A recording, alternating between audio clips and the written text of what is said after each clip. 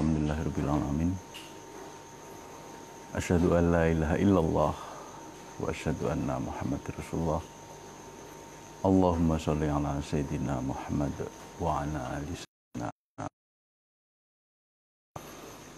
Bapak Ibu yang dicintai dan dirahmati Allah, mari kita senantiasa bersyukur kehadiran Allah Subhanahu wa taala. Syukur ikhlas, syukur bukan karena apapun, tapi kita harus lurus Allah dalam bersyukur, harus lillahi ta'ala, ya, harus karena Allah, bukan karena apapun, bukan karena harta kita, bukan karena kebahagiaan kita, bukan karena kita telah selesai masalah kita.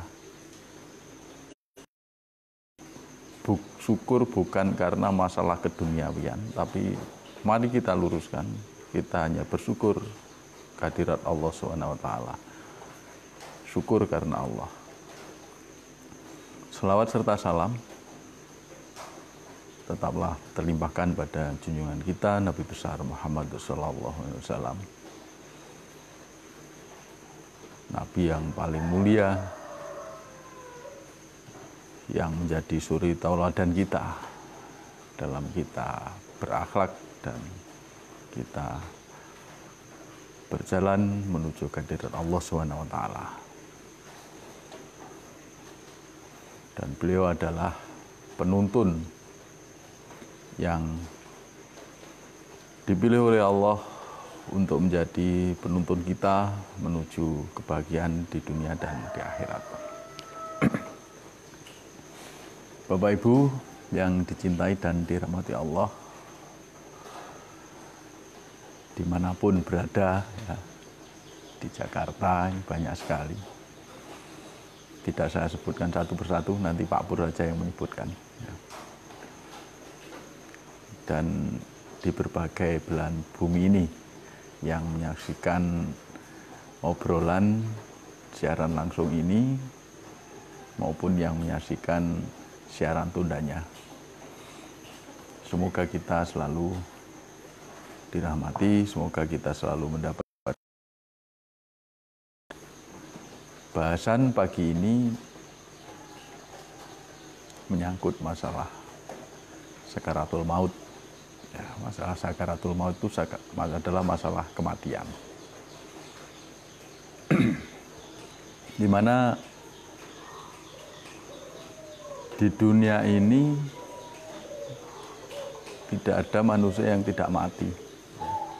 Kita perhatikan saudara-saudara kita yang sudah mendahului kita, ya, mbah-mbah kita, mbah buyut kita, sampai Nabi Adam. Nah, sekarang kita tunggu giliran aja.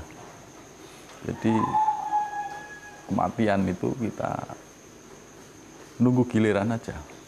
Hanya Allah yang tahu kapan kita akan meninggalkan dunia ini menuju kehadiratnya. Dan itu tidak tergantung dari umur kita.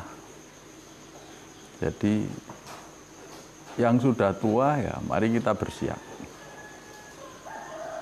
Yang masih muda, mari kita bersiap. Karena maut itu terjadi kapan saja dan pada siapa saja. Bila saatnya tiba, maut pasti akan menjemput kita.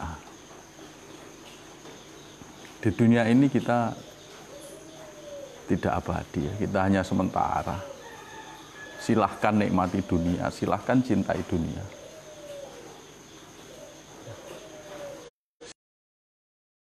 Cintai jabatan kita, silahkan cintai harta kita, silahkan cintai orang-orang terkasih kita.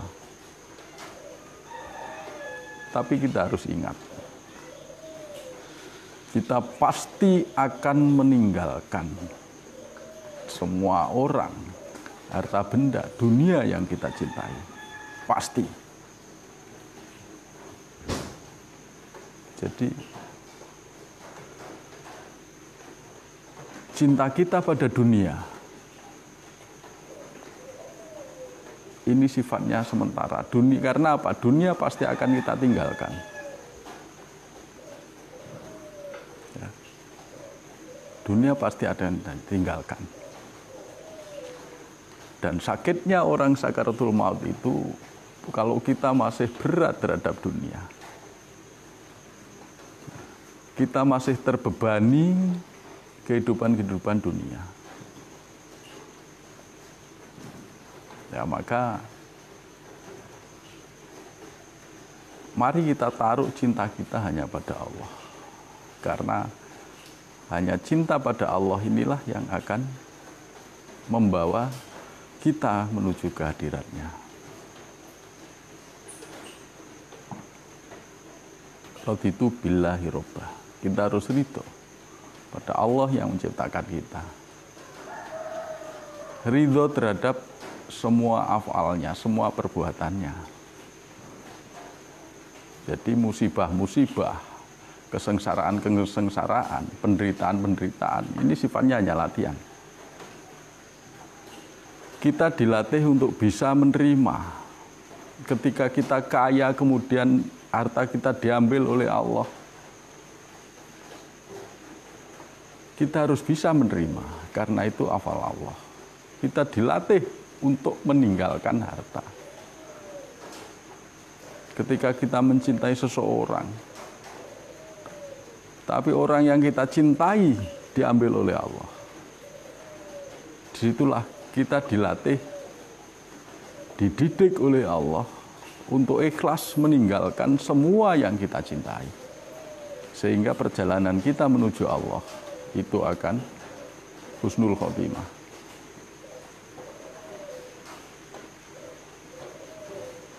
Jadi kita harus ridho. Kita harus bisa menerima musibah apapun, termasuk COVID ini kita harus bisa menerima. Maka T1, subhanallah, itu harus benar-benar kita latih. Karena kalau enggak, dunia ini akan menjadi beban kita. Masalah-masalah hidup kita akan menjadi beban kita.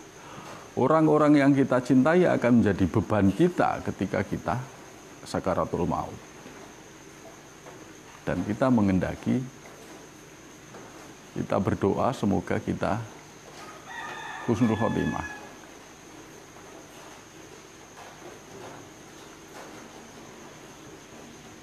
Wabil islami dina. Kita harus ridho Islam sebagai agama kita. Karena itu, walaupun kita berspiritual, jangan sampai tinggalkan Allah, jangan sampai kita meninggalkan perintah-perintah Allah. Di sini kita diajari ATP, amanah tanda perintah. Sebagai tanda kita menjalankan perintah-perintah Allah. Itu amanah tanda perintah. Mengapa kita sholat? Kita sholat karena diperintah Allah. Mengapa kita puasa? Kita puasa karena diperintah Allah. Mengapa kita harus ridho terhadap semuanya? Karena kita diperintah Allah.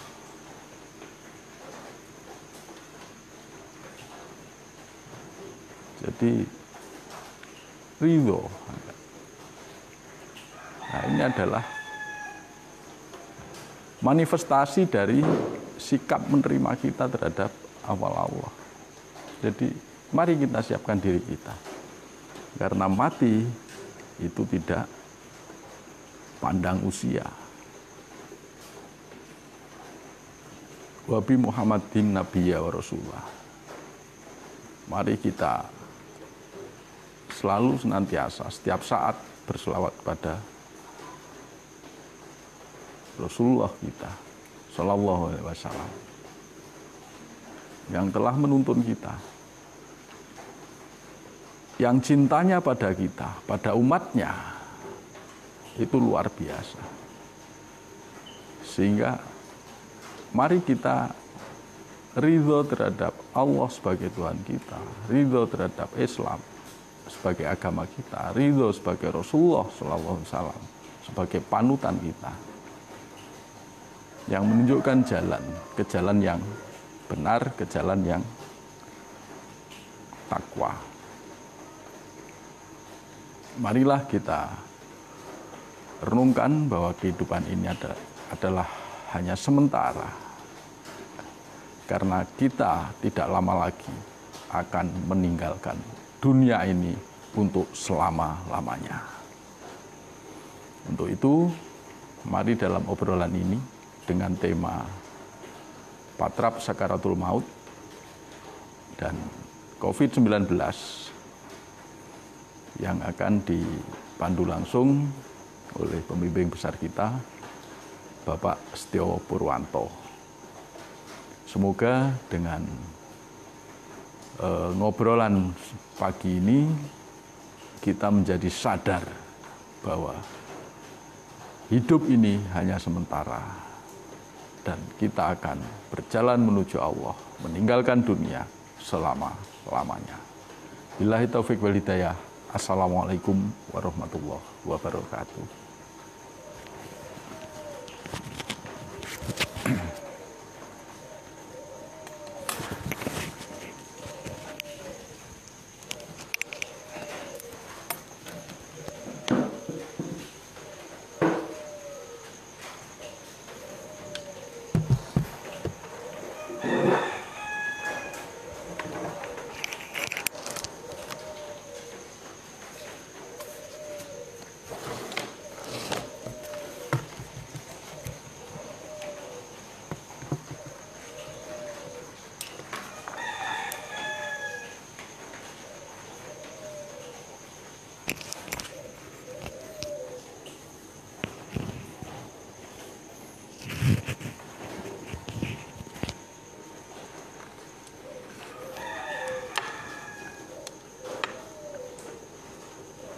Bismillahirrahmanirrahim. Assalamualaikum warahmatullahi wabarakatuh. Alhamdulillahirabbil alamin. Wassalatu wassalamu ala asrofil anbiya'i wal mursalin wa ala alihi wa sahbihi wa salim ajma'in. Bapak, Ibu, Tuan, Puan, dan saudara sahabat semua, mari kita panjatkan rasa syukur kita, terima kasih kita kehadirat Allah Subhanahu wa taala. Selawat dan salam kita sampaikan kepada junjungan kita Nabi besar Muhammad sallallahu alaihi wasallam. Bapak dan Ibu, terima kasih atas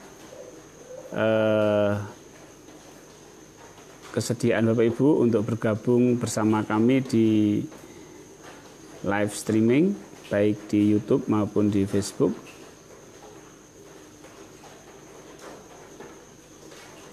Baik. Ya. Kemarin malam materi sudah saya sharekan sebagai prolog terkait dengan patrap sakaratul maut dan kaitannya dengan wabah pandemi COVID-19 yang sampai sekarang masih belum reda, masih belum selesai. Iya, bahkan menurut kabar virusnya tidak dapat lenyap di muka bumi. Jadi selamanya akan bersama. Ini menurut berita yang saya terima dari WHO. Mutasi virus yang sangat cepat sehingga bisa menimbulkan gejala-gejala yang tidak sama.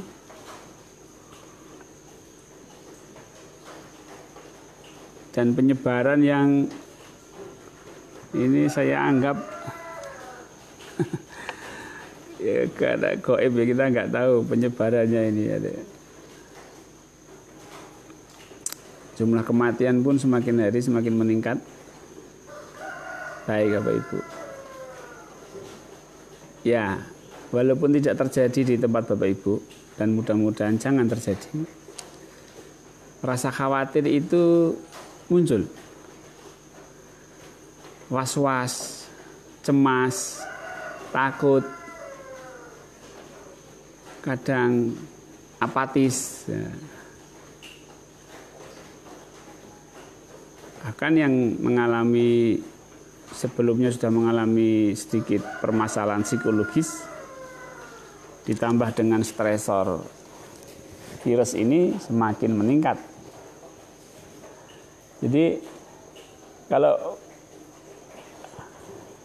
boleh jujur, dengan adanya pandemi ini menjadi sebuah stresor tersendiri.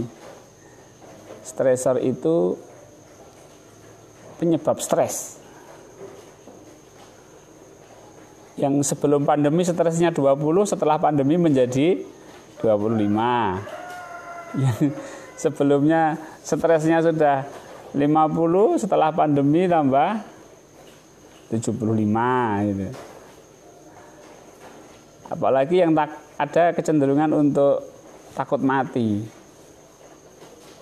Takut mati setelah pandemi stresnya meningkat.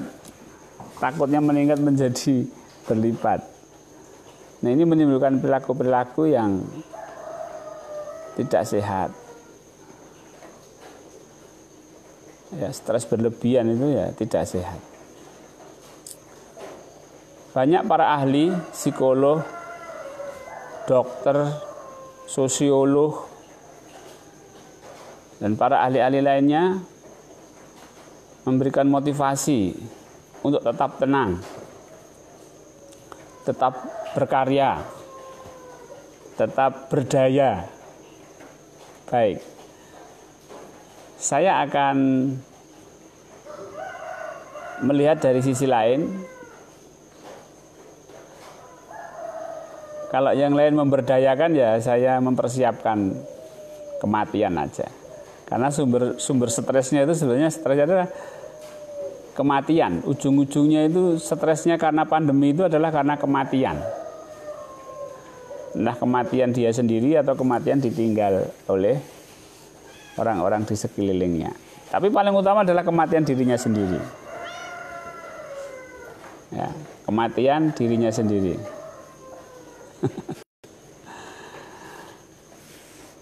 Orang kalau sudah takut mati, wah sudah.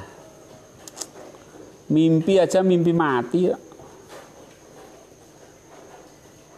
Nah, ini yang ingin kita bahas Bapak Ibu. Bagaimana menghadapi pandemi ini dengan siap mati. Tadi sudah diprolog sama Mbah Bejo tentang kematian. Siap mati itu bukan berarti terus kemudian siap mati itu bukan berani mencari mati, tidak. Siap mati itu artinya kita akan terbebas dari rasa takut terhadap mati. Apalagi Bapak Ibu yang sekarang mengalami gangguan penyakit yang komplikasi, misalnya diabetes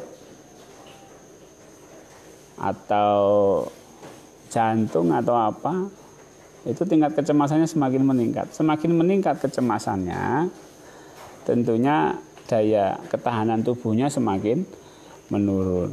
Tapi kalau Bapak Ibu siap mati, ya, siap mati, maka tidak ada kecemasan dan daya tahan tubuhnya meningkat. Nah, ini Bapak Ibu yang akan kita sampaikan bagaimana kita mempersiapkan kematian. Mempersiapkan kematian dalam hidup kita. Ya. Yang namanya wabah Bapak Ibu, pandemi, wabah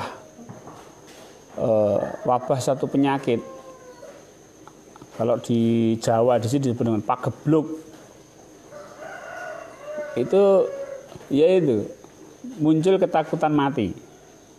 Kapan giliran saya mati? Kapan giliran saya mati gitu.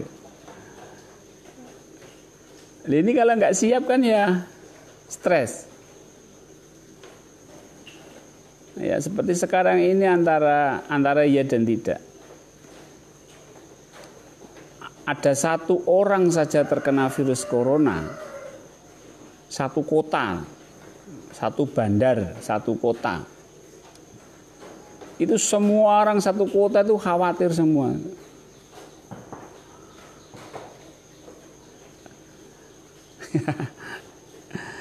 Baik Bapak Ibu. Di satu sisi memang takut itu menjadi satu alarm untuk kita tercegah untuk lebih waspada. Tapi kalau berlebihan ini yang jadi. Maka Bapak Ibu tetap waspada, tapi kita harus siap untuk mati. Baik, mati itu seperti apa sih sebenarnya Bapak Ibu? Secara pandangan, secara spiritual Islam terutama. Bapak Ibu, kita itu ada 3 unsur. Unsur jasad, unsur jiwa, unsur ruh. Dah itu aja. Kalau Bapak menyebutkan ada sukma, itu masuknya ke jiwa. Ada nyawa, masuknya kemana nyawa ya? Kadang-kadang itu saya nggak berani menerjemahkan ini nyawa sukma gitu ya, karena nanti salah pengartian. Ya sudahlah pakai kata-kata yang ada di Quran saja. Jasad, nafs, sama ruh. Sukma, nyawa itu nggak ada di Quran ya. Tapi kalau di literatur kejawen, literatur yang non Islam itu nyawa, sukma itu banyak. Sukma itu dari mana? Dari Jawa ya. Tapi kalau Islam nafs atau jiwa atau diri. Kematian itu sebenarnya apa? Terpisahnya 3 unsur tersebut kembali ke asalnya. 2 unsur kembali ke asalnya. 1 unsur memasuki babak baru kehidupan, tapi bukan kehidupan di dunia. Siapa yang kembali? Yang kembali ada 2. Jasad kembali ke tanah, ruh kembali kepada Allah. Karena ruh adalah asalnya dari Allah, miliknya Allah, kembali kepada Allah. Sedangkan jasad asalnya adalah tanah, maka kembali dia ke tanah dan menjadi tanah.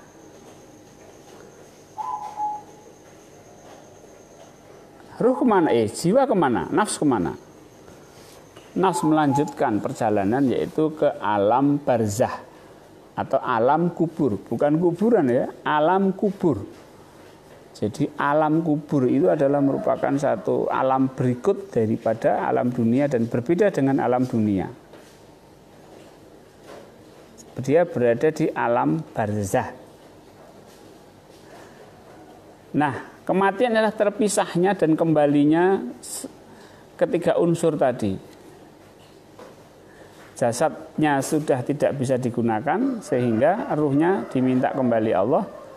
Kemudian jiwanya masuk alam lain, alam barzah. Nah, Bapak Ibu, apa bayangan kita tentang kematian? Tadi Mbah Bejo menyinggung tentang sakitnya orang mati itu luar biasa. Kalau di dalam hadis itu 300 bacokan pedang. 300. Yang sakit yang mana sebenarnya? Kenapa ada orang mati biasa-biasa aja? Ketika sakaratul maut dia bahagia. Apakah tidak merasakan sakit? Bapak Ibu, yang sakit adalah jasadnya. Yang sakit itu adalah jasadnya ketika proses kematian. Nah, jiwa yang tidak mau lepas dari jasad, maka dia akan merasakan sakitnya jasad karena tidak mau lepas dari jasad. Dia tidak mau mengikuti ruh yang kembali pulang ke haribaan, ke Allah. Kalau misalnya jiwa itu mengikuti ruh kembali kepada Allah, berserah diri kepada Allah, maka rasa sakit itu akan bisa diabaikan. Sakitnya sakaratul maut itu bisa diabaikan karena dia jiwanya meluncur kembali kepada Allah bersama dengan ruh, sehingga masuk ke alam barzah itu masuk di alam ketenangan, bukan alam kesesatan. Kalau di alam barzah masuk ke alam kesesatan, wah, gelisah, maka itu dinamakan dengan siksa kubur. Tapi kalau jiwanya itu berserah diri kepada Allah, maka jiwanya ini menjadi jiwa yang tenang. Maka digambarkan seperti sepasang pengantin di malam pertama. Begitu cepatnya malam berlalu, begitu bahagianya malam itu. Nah, Bapak Ibu, itu kematian. Apakah kematian itu menakutkan? Saya kira apa yang ditakutkan? Apakah kematian itu kita akan terpisah dengan keluarga kita? Ya pasti. Kita akan meninggalkan tidak hanya keluarga, semuanya, kehidupan kita. Maka saya memprogramkan adanya patrap sakaratul maut. Kok namanya sangar? Baik Bapak Ibu, patrap itu sikap, sikap menghadapi kehidupan, sikap terhadap Allah, itu namanya patrap. Jadi kalau patrap sakaratul maut, bagaimana kita menghadapi kematian ini? Ya, kalau tidak ada virus corona, ya kita tenang-tenang aja, seolah-olah kematian itu masih jauh. Tapi kalau ada virus corona seperti ini, apalagi di zona-zona merah, apalagi yang korbannya banyak, wah itu mesti akan rasa khawatir itu ada. Baik, kita siap-siap aja. Ya, doa kita semoga corona itu tidak menyebar sampai tempat kita. Tapi orang mati ya tidak hanya karena corona kan.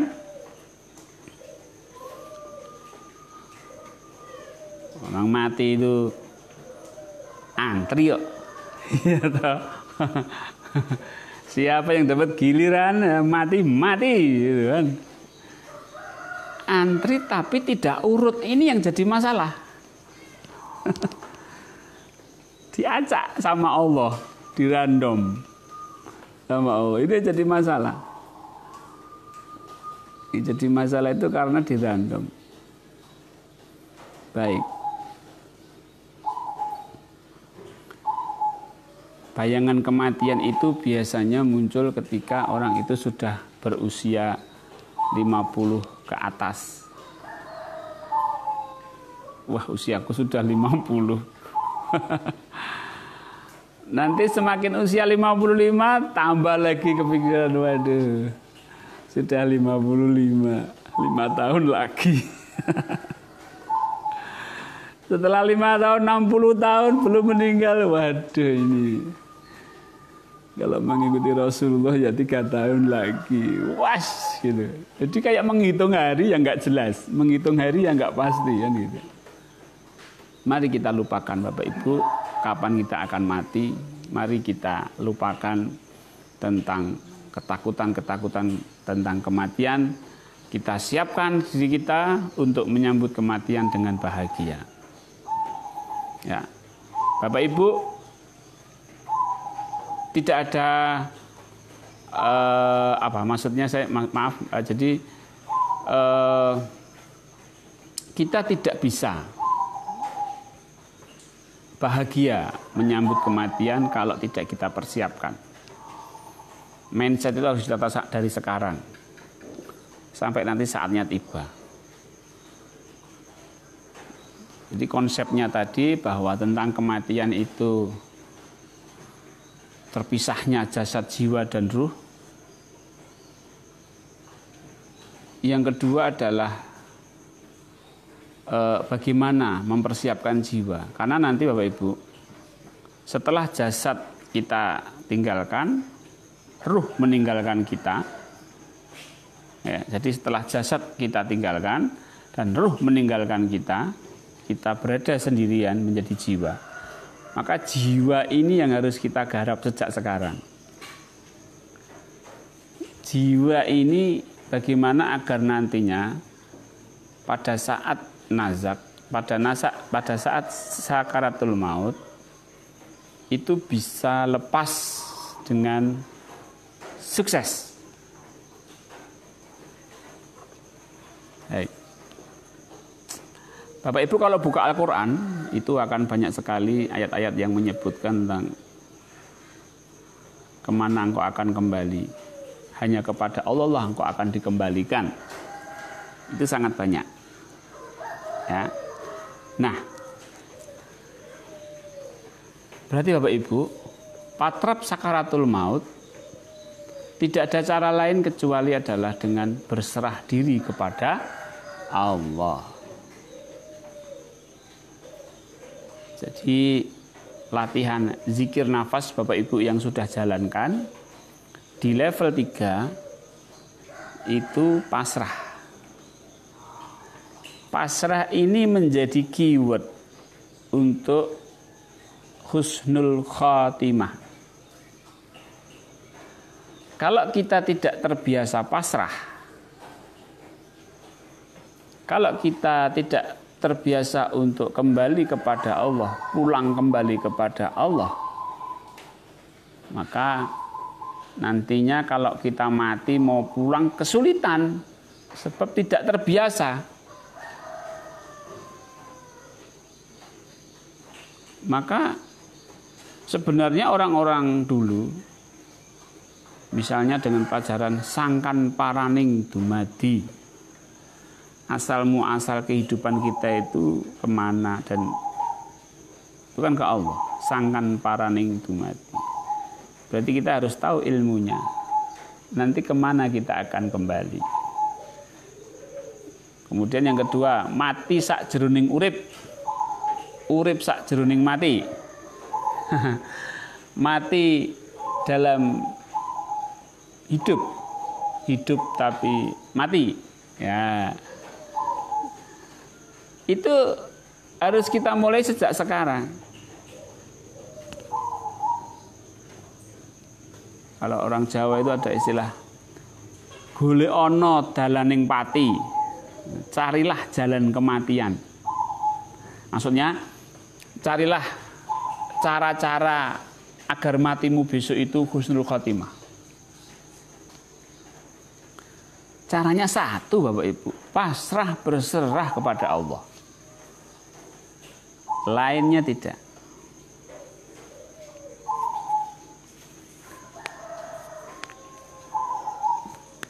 Kalau kita mengandalkan amal kita, hafal Quran kita, hafal Quran itu nanti ketika sakaratul maut sudah nggak bisa hafal lagi Bapak Ibu. Karena apa? Fungsi kognitif, fungsi otak itu sudah berhenti. Nggak bisa berpikir lagi sudah. Apalagi merekol hafalan-hafalan, nggak bisa. Tapi sikap pasrah itulah yang akan, karena pasrah itu adalah kesadaran. Pasrah itu adalah bentuk kesadaran kita kembali kepada Allah. Itu yang diperlukan.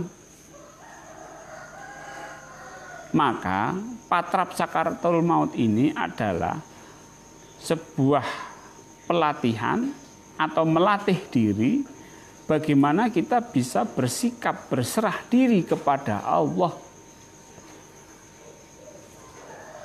Sebab ketika malaikat Israel sudah datang, suasana kematian sudah pasrah kepada Allah, rambut yang ditarik dari tepung. Ya. Ini yang di YouTube muser-muser ini.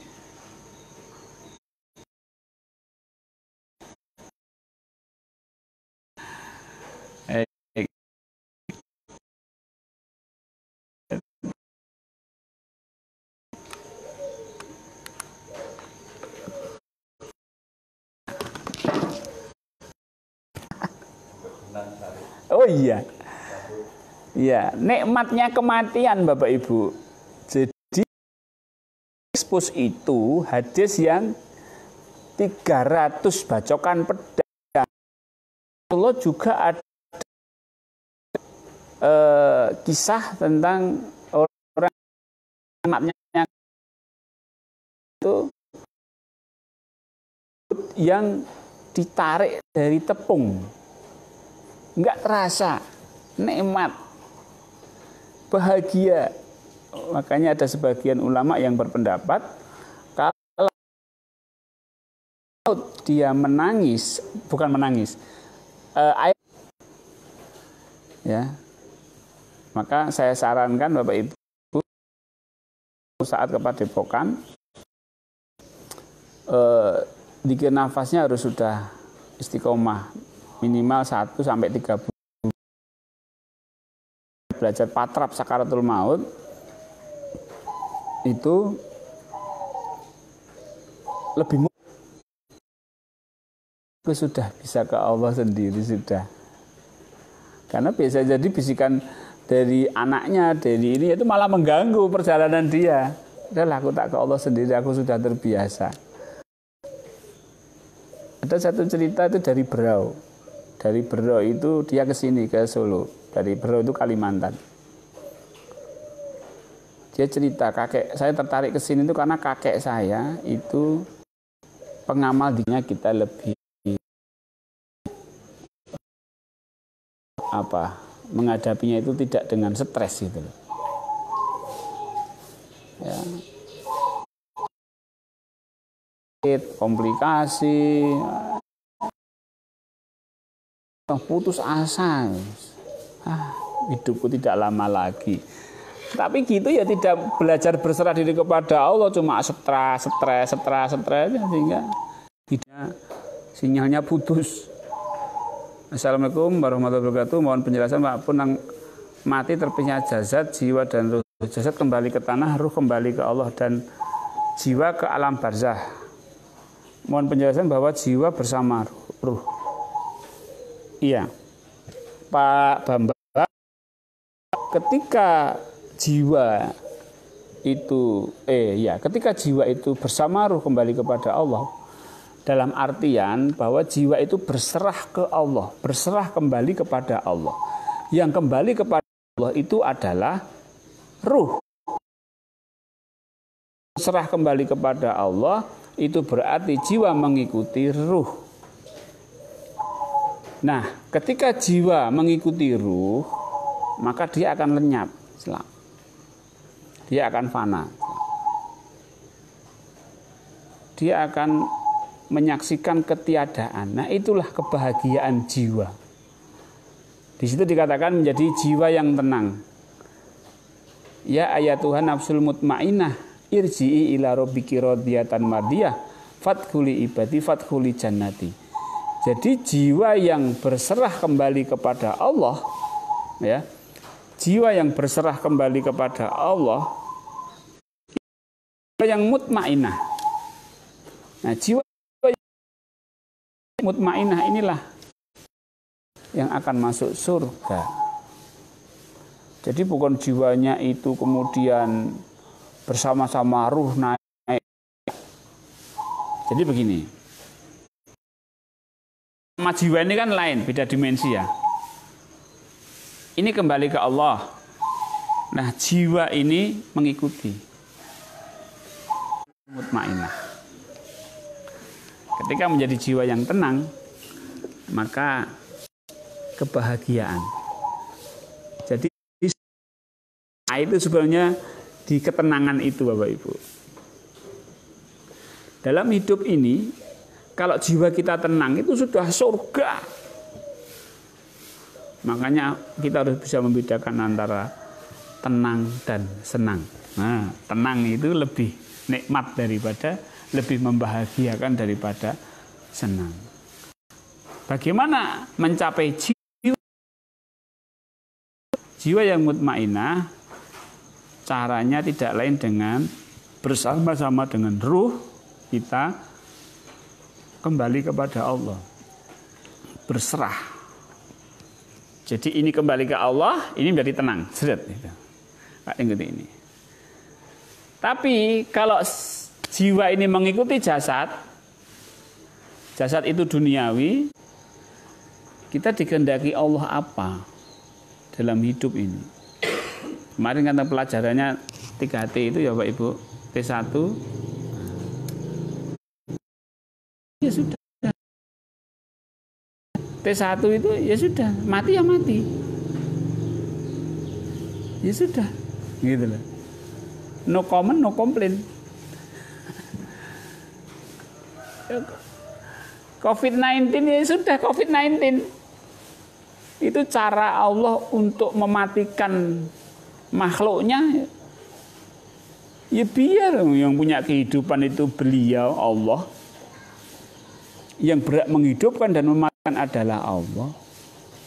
Cuma kita harus mengikuti sunatullahnya. Siapa saja yang mematikan Allah ternyata orang-orang yang dengan penyebaran virus. Nah, maka kalau ada atau pakai masker, cuci tangan, itu ya harus diikuti.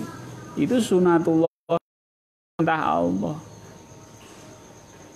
Jangan lah pakai masker ya enggak apa-apa. Orang-orang ini repot. Ya. Baik Bapak Ibu. Kemudian iya, kemudian saya baca lebih ke atas lagi. Kematian adalah yang kekal, betul. Itu muncul dalam bentuk mimpi, kemudian dalam bentuk apa gitu. Ya. Itu kan jadi repot karena alamnya udah lain. Beliau udah meninggal tuh ini yang mendoakan beliau, menghormati beliau, bukan diajak komunikasi, minta pertolongan. Nah, ini. Tapi itu nanti kalau disampaikan di tempat umum seperti ini jadi rame ya. Padahal sudah disampaikan. Allah itu jasadnya utuh.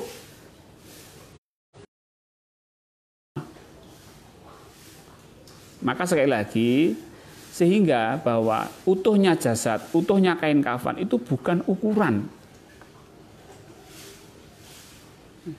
Bukan ukuran. Ya, bukan ukuran. Karena sudah wilayahnya sudah alam barzah. Oke. Baik, Bapak Ibu.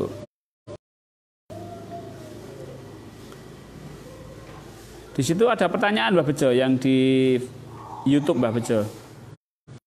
Ini yang setelah Pak Bambang Sudono ke bawah itu sinyalnya putus. Coba kita lihat di Facebook diskusinya. Nah, sinyalnya agak muter-muter. Baik Bapak Ibu. Nah Bapak Ibu, penjelasan saya terkait dengan Patrap Sakaratul Maut. Jadi kita di sini punya metode namanya Patrap Sakaratul Maut. Itu hanya untuk melatih, ya melatih. Sudahlah dipasrahkan. Jadi begini. Nah, Bapak Ibu bisa mempraktikkan ketika tidur. Nah, kemudian nafas masuk, nafas masuk, nafas keluar Allah. Itu kita menuju kepada Allah. Ketika nafas keluar Allah, itu pasrah kepada Allah. Kemudian ketika pasrah itu Bapak Ibu bukan membayangkan, sadari bahwa kita meninggalkan jasad kita. Sadari loh ya, sadari bukan membayangkan kita, tapi sadari kita meninggalkan. Kemudian kita meninggalkan anak istri kita miliki, meninggalkan jabatan, meninggalkan semuanya, urus ke Allah. Allah. Ini latihan. Nanti suatu saat kita sakaratul maut, refleks. Jika kita sudah terbiasa dengan Allah. Jadi ini sudah Allah. Karena pakai kesadaran, sudah dilatih kesadarannya meninggalkan ini, sudah siap untuk ke Allah itu. Ibarat motor itu sudah di starter, sudah tinggal zeng gitu aja sudah. Memang sudah siap untuk meninggalkan. Zeng gitu aja. Malaikat Israel datang, zeng sudah. Iya, aku juga mau ke Allah. Kamu jemput saya ke Allah kan? Iya, ayo sama-sama zeng gitu. Oh, itu nikmatnya Bapak Ibu, Masya Allah.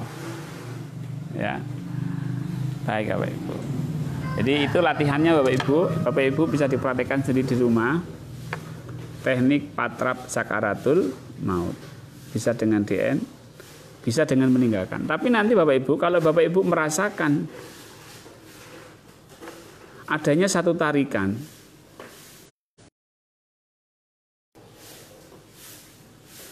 kaki ke atas gitu, tarik gitu. Nah, pasrah saja Bapak Ibu. Nanti mati enggak? Ya kalau mati alhamdulillah. Tapi saya pernah ya enggak. Saya biarkan sampai mana? Mati ayo, tak biarkan ya. Sampai tidur gini saya. Ya sampai sekarang belum mati. Artinya nanti kalau Bapak Ibu merasakan sensasi seperti mau mati, keluarnya jiwa dari jasad, maka pasrah saja kepada Allah. Kalau Bapak Ibu nggak pasrah,